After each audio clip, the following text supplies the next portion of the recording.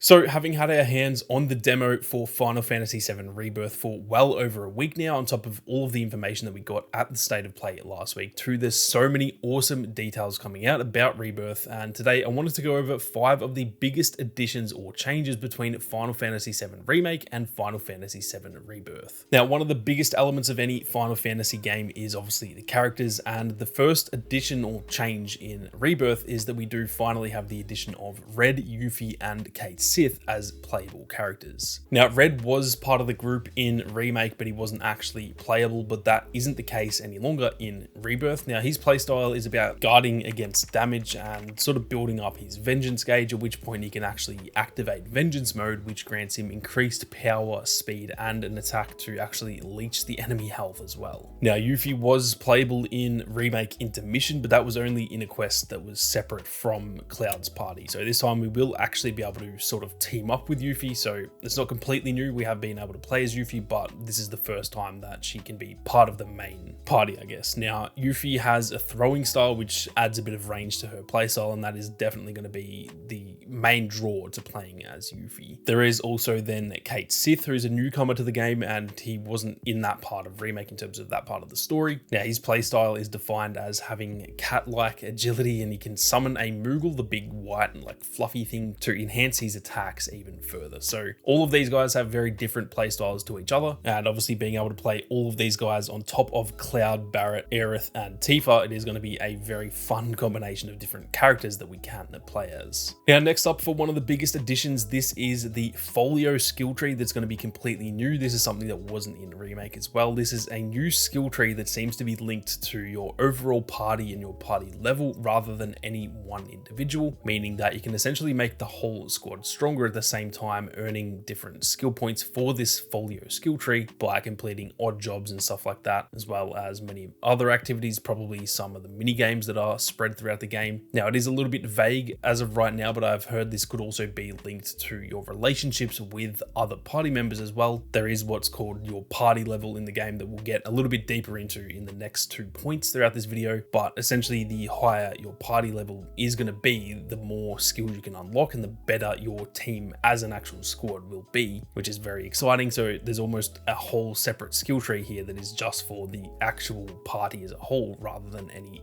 one individual. Now, before we go any further, if you guys are new to the channel and you are interested in more Final Fantasy content, be sure to hit that subscribe button. There is plenty more stuff on the way in the lead up to launch, and obviously plenty more after launch too, so make sure you don't miss out. Now, something else very exciting, and this is also linked to what I was just talking about with your party level, these are the new synergy skills that are going to be added in Final Fantasy VII Rebirth. Now, if you guys have played the demo, I'm sure you will have experienced this already. For those who haven't though, it is essentially like a duo combo skill, almost like a combined finisher with other party members that deal massive damage and also just look amazing. There is a heap of these abilities. It's not like there's just one for each character or anything like that, and these are a really unique way to play the game where you can kind of power these up and then use them not necessarily always as a finish, but they can be very useful as big finishes against bosses and stuff like that. Now, more of these abilities will unlock as you increase your party level that I just mentioned earlier. That is, again, the level that represents kind of just how closely knit your team is. So pretty much the stronger and more close knit that your party is, the better these abilities will become. And the way that they work when it comes to the actual gameplay is that there is a synergy gauge that pretty much gets filled up as you use other abilities successfully. They're the